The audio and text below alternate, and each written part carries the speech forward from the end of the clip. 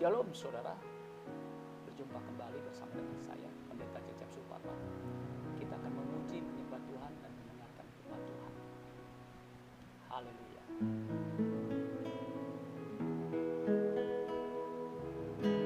Tuhan adalah gembalaku, takkan kekurangan aku.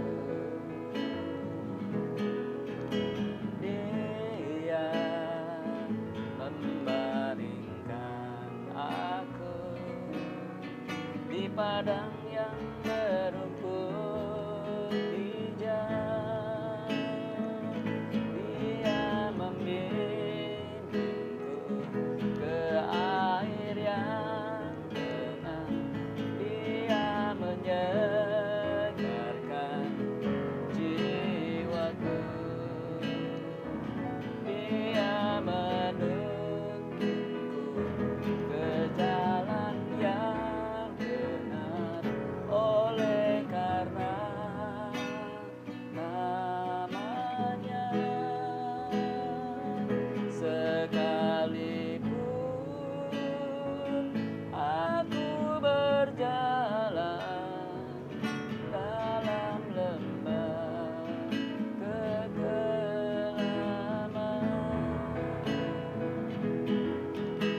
aku tidak takut bahaya, sebab Engkau besertaku.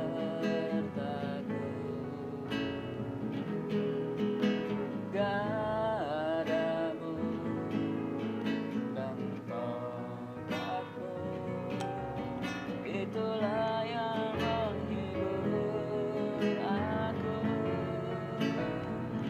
Dia membimbingku ke air yang tenang. Dia menyegarkan jiwaku.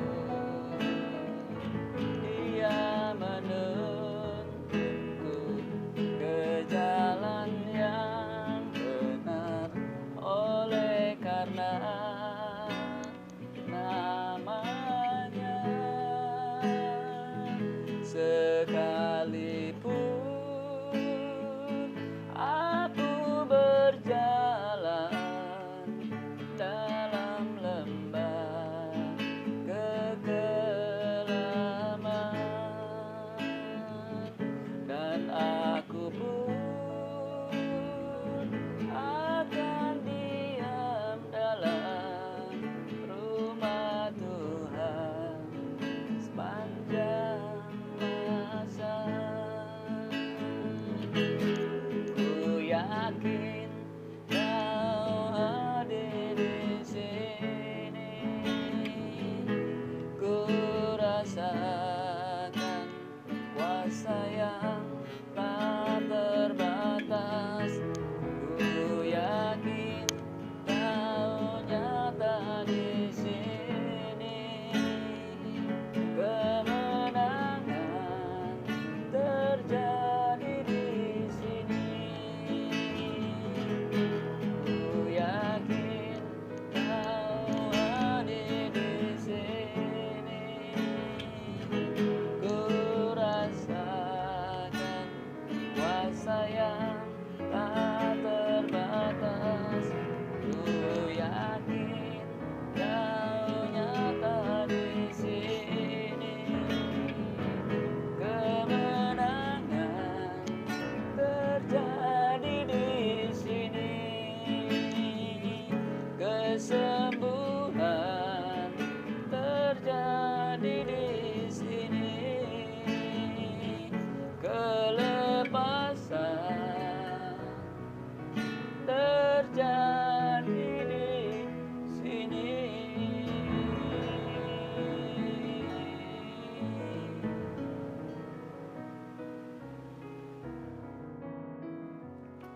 Mari kita satu dalam doa.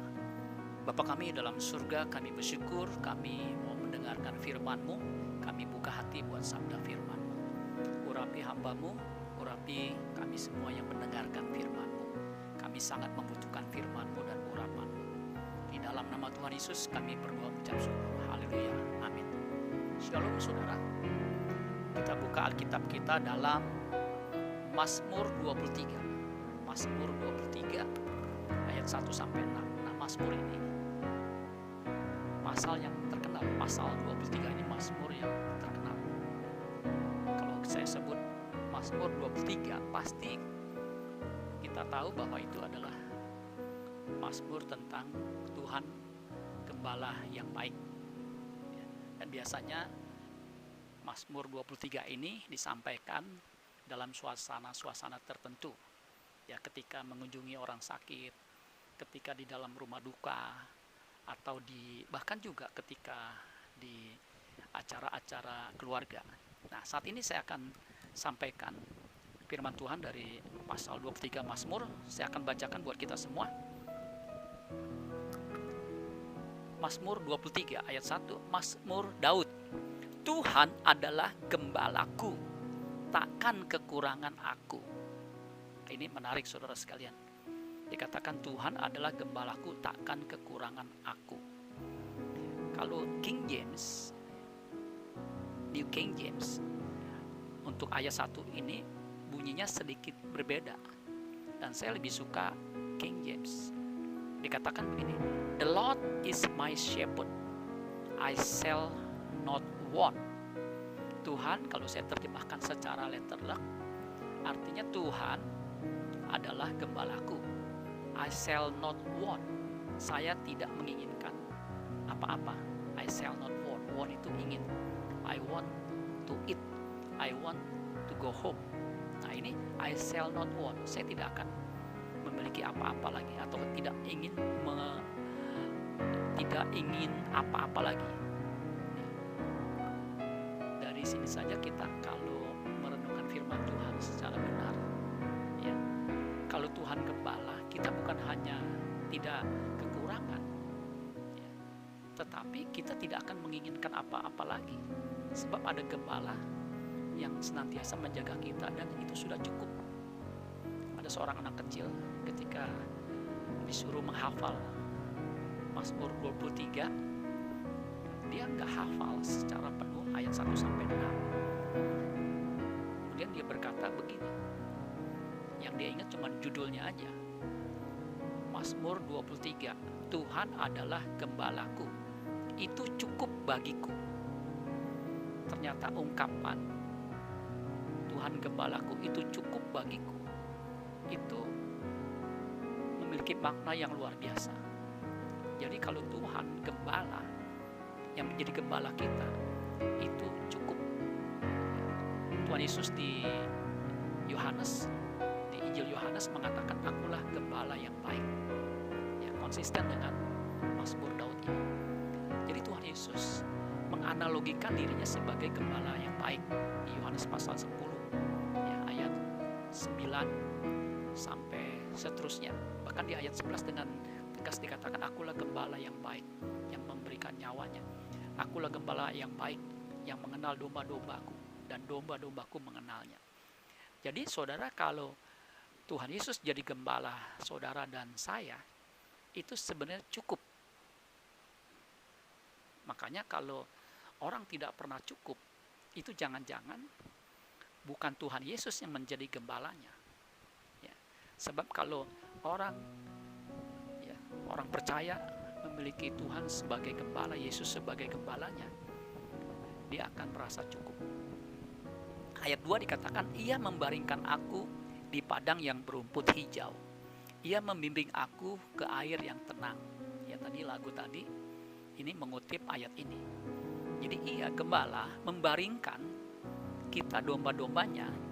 Yesus gembala, kita dianalogikan sebagai domba.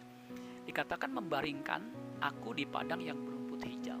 Jadi kalau berbaring di rumput atau di padang yang berumput hijau, domba itu makannya rumput.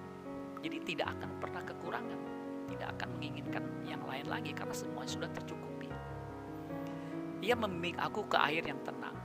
Domba membutuhkan air. Ya, tentunya bukan air yang bergejolak sehingga sulit untuk diminum, tetapi air yang tenang. Ia menyegarkan jiwaku. Ya, kita sebagai manusia membutuhkan ketenangan, membutuhkan kesegaran jiwa. Apalagi di masa pandemi COVID-19 ini, kita membutuhkan jiwa yang segar, yang kuat, ya, yang fresh. Karena bisa saudara bayangkan, kita semua hampir mengalami hal yang sama. Harus tinggal di rumah sekian bulan. Ini sudah berjalan 2 bulan. Ya. Banyak orang yang bete. Tetapi bagi kita yang percaya, Tuhan adalah gembala, Ia akan menyegarkan jiwa kita. Ia menuntun aku di jalan yang benar oleh karena namanya. Nah, ini saya sangat suka nih. Ia menuntun aku di jalan yang benar. Makanya orang percaya yang adalah domba pasti jalan yang benar. Jalan yang benar adalah jalan yang dijalani oleh Tuhan Yesus. Karena Yesus berkata, akulah jalan, kebenaran, dan hidup. Tidak ada seorang pun datang kepada Bapa kalau tidak melalui aku. Jadi orang percaya yang mengenakan kehidupan Kristus, yang adalah jalan, kebenaran, dan hidup, pasti jalannya benar.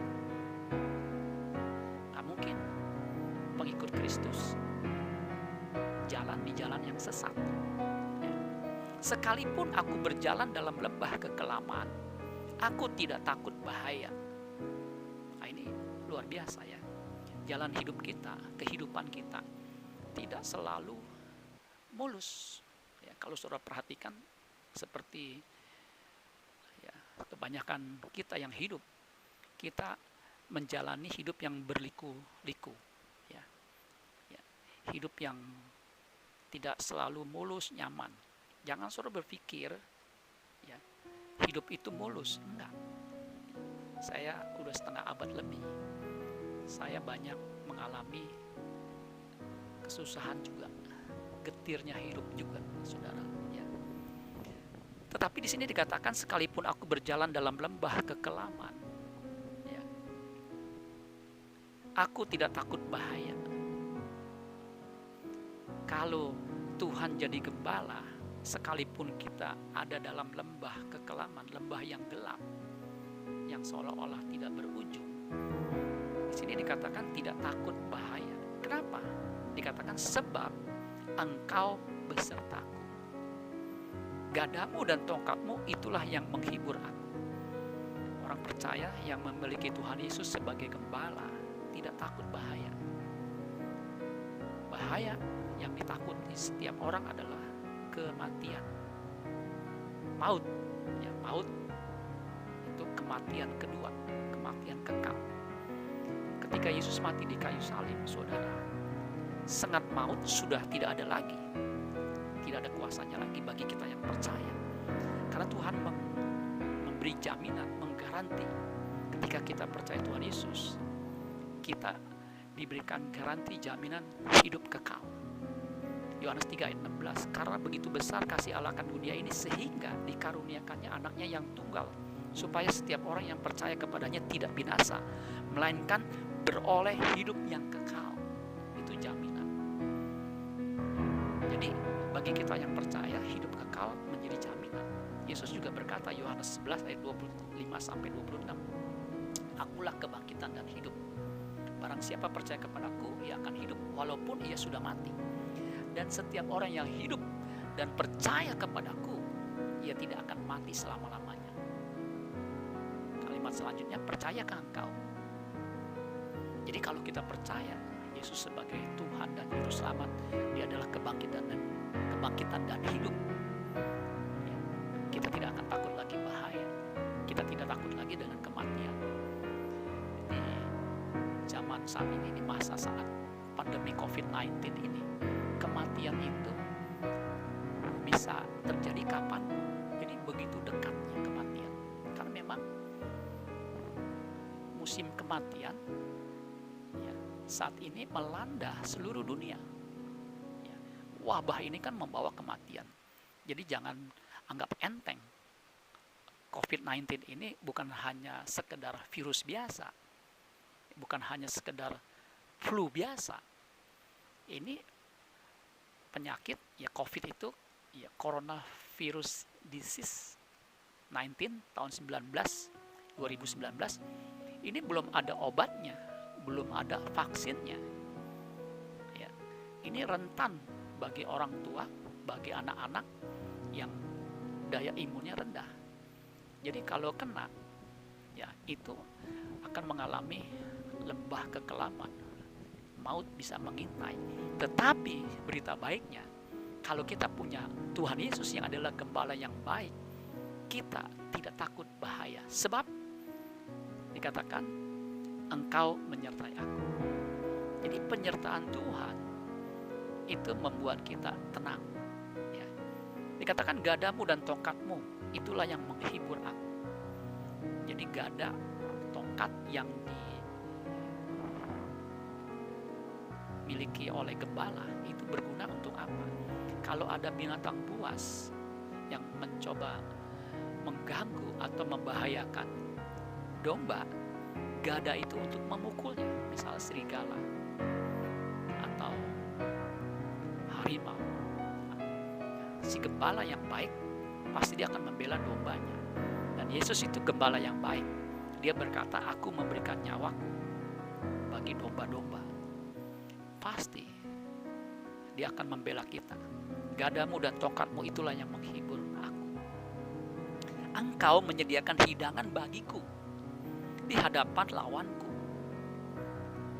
Ini kalimat memang menarik, saudara sekalian. Engkau menyediakan hidangan bagiku di depan lawanku. Kalau kita artikan secara letterlem, ya kita punya musuh, kita bisa makan enak di depan musuh kita. Kurang lebih seperti itu kalau letterlem. Tapi saya punya pemahaman yang lain yang nanti saya akan sampaikan. Ya. Engkau mengurapi kepalaku dengan minyak, pialaku penuh melimpah. Nah ini luar biasa ya. Tuhan mengurapi kepalaku dengan minyak, pialaku penuh melimpah. Ya biasanya yang diurapi itu imam, raja dan nabi. Ya. Diurapi untuk maksud atau tugas tertentu. Ya, sebagai raja dia memimpin suatu pemerintahan. Sebagai imam dia membawa korban atau persembahan buat umatnya di hadapan Tuhan. Nabi menyampaikan pesan Tuhan kepada umatnya. Nah, yang diurapi itu 3 fungsi itu. Ya. Ayat terakhir yang menjadi fokus khotbah saya atau renungan kita pada malam hari ini, kebajikan dan kemurahan belaka akan mengikuti aku seumur hidupku. Nah, renungan atau tema khotbah saya pada malam hari ini atau pada siang atau pada saat ini adalah kebajikan dan kemurahan. Ya. Kebajikan dan kemurahan akan mengikuti aku seumur hidupku. Apa itu kebajikan? Di sini memakai kata Ibrani. Kebajikan itu top. Nah, top ini artinya baik, ya, excellent, good, pleasant. Nah, kata top ini juga dipakai ketika Tuhan menciptakan langit dan bumi, menciptakan seisinya termasuk manusia. Nah, di situ ada kalimat, ya, demikianlah dijadikan semuanya itu termasuk manusia dan semua itu sangat baik. Nah, itu memakai kata top, ya, meot, ya, sangat baik. Nah, itu pakai kata top sama. Ya. Jadi itu kebajikan Tuhan, kebaikan Tuhan. Dan aku akan diam dalam rumah Tuhan sepanjang masa. Jadi gembala akan menyediakan rumah, atau kalau domba itu kandang. Nah, kita sebagai domba, kita akan diam di rumah Tuhan yang Tuhan sediakan. Karena Tuhan berjanji di Yohanes pasal 1, Yohanes pasal 14 ayat 1 dan seterusnya dikatakan, jangan gelisah hatimu, percayalah kepada Allah, percayalah juga kepadaku. Di rumah Bapakku banyak tempat tinggal. Jika tidak demikian, tentu aku mengatakannya kepadamu. Aku pergi ke situ untuk menyediakan tempat bagimu. Dan apabila aku sudah pergi ke situ dan telah menyediakan tempat bagimu, aku akan datang kembali, membawa kamu ke tempatku, supaya di mana aku berada, kamu pun berada. Jadi ini jaminan yang luar biasa. Tuhan Yesus sebagai gembala, dia menjamin kita akan sampai ke rumah Bapa di sorga. Ya. Nah, pertanyaannya, kebajikan dan kemurahan yang akan mengikuti kita seumur hidup kita, bahkan sampai kekekalan, apa yang dimaksud? Saya punya pemahaman, kiranya ini bisa memberkati kita semua. Kebajikan dan kemurahan yang mengikuti orang percaya itu bukan kebaikan atau kebajikan yang fana, tetapi kebajikan, kemurahan yang kekal. Ini yang disebut dengan berkat abadi yang Tuhan sediakan bagi kita yang percaya. Apa itu kebajikan dan kemurahan Tuhan? Saya memahami bahwa inilah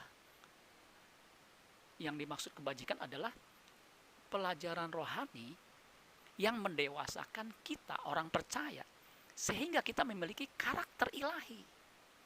Itu kebajikan dan kemurahan Tuhan. Ya, jadi kebajikan kemurahan versi Tuhan, kebajikan kemurahan versi Alkitab. Kalau kita berpikirnya kebajikan dan kemurahan Tuhan, itu versi kita adalah apa?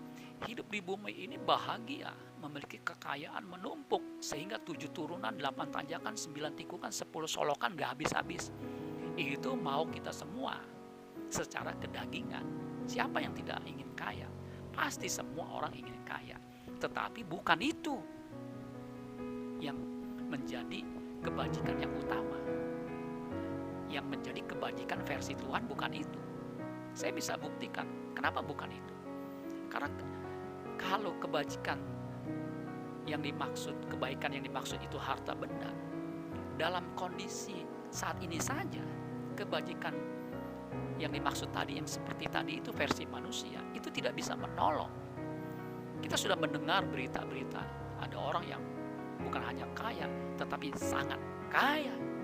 Bahkan ketika dia sakit, dia tidak tertangani, bukan tidak ditangani, tidak tertangani dengan baik, sebab rumah sakit penuh, sehingga dia meninggal, saudara.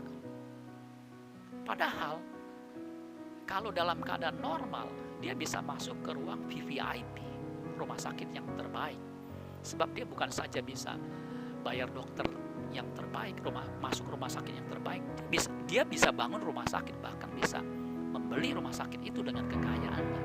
Tetapi harta bendanya tidak bisa menolong di saat seperti ini. Jadi bukan itu yang dimaksud kebajikan versi Alkitab, tetapi kebajikan yang dimaksud adalah menu atau pelajaran rohani yang mendewasakan iman kita, yang mendewasakan kehidupan kita, sehingga hidup kita benar-benar hidup yang berkenan di hadapan Tuhan, hidup yang excellent. Itu yang Tuhan kehendaki. Karena kata top itu juga artinya excellent. Excellent dalam apa? Perilaku. Excellent dalam karakter. Nah, kemurahan itu sama. Itu dari kata keset. Itu juga artinya goodness, kindness, faithfulness. Ya. Jadi kesetiaan Tuhan, kebaikan Tuhan, jangan disalahartikan. Kebaikan Tuhan di sini adalah menyediakan menu yang Tuhan sediakan untuk kita konsumsi, sehingga menu ini membentuk karakter kita sehingga kita menjadi seperti Kristus. Di Roma 8 ayat 28 itu ayat yang terkenal. Allah turut bekerja dalam segala sesuatu untuk mendatangkan kebaikan. Kebaikan di situ memakai kata Yunani agathos. Nah, kebaikan yang dimaksud itulah yang kita harus pahami dari Mazmur 23 ini. Dikatakan apa? Supaya kita menjadi segambar serupa dengan anaknya. Jadi Tuhan akan membentuk karakter kita yang mengasihi Tuhan. Itu karakternya akan dibentuk. Tuhan izinkan hal-hal yang tidak menyenangkan terjadi dalam hidup kita untuk mengubah karakter kita. Sehingga kita memiliki karakter seperti yang Tuhan kehendaki. Kita memiliki buah roh yang disebutkan kasih, sukacita, damai sejahtera, kesabaran, kemurahan, kebaikan, kesetiaan, kelemah lembutan, penguasaan diri. Itu adalah karakter ilahi yang Tuhan kehendaki untuk kita miliki. Itulah menu yang Tuhan sediakan di hadapan lawan kita, iblis. Jadi kita harus menikmati menu-menu yang Tuhan sediakan untuk kita konsumsi seumur hidup kita. Selama kita hidup, kita harus rela dibentuk Tuhan sehingga kita boleh menjadi seperti Kristus, putra tunggalnya. Karena hanya orang yang hidupnya seperti Kristus, yang berkenan kepada Bapa, yang akan sampai kepada Bapa. Ketika Yesus hidup di bumi ini selama 33,5 tahun, Allah Bapa berkata, inilah anakku yang kukasihi, kepadanya lah aku berkenan. Jadi saudara sekalian, orang yang punya karakter, perilaku seperti Kristus, orang yang berkenan di hadapannya, itulah kebajikan dan kemurahan Tuhan yang kita akan bawa sampai kekekalan. Nah, kalau kita lihat ayat terakhir dalam Wahyu pasal 14, Wahyu pasal 14 ayat yang ke-12 dan 13. Wahyu pasal 14 ayat 13 dan 12 dikatakan begini. Yang penting di sini ialah ketekunan orang-orang kudus yang menuruti perintah Allah dan iman kepada Yesus. Ayat 13, dan aku mendengar suara dari sorga berkata, tuliskan, berbahagialah orang-orang mati yang mati dalam Tuhan sejak sekarang ini. Sungguh, kata roh, supaya mereka boleh beristirahat dari jerih lelah mereka, karena segala perbuatan mereka menyertai mereka. Jadi perbuatan mereka menyertai mereka. Apa itu? Karakter ilahi. Karakter yang sudah dibentuk selama hidup di bumi ini.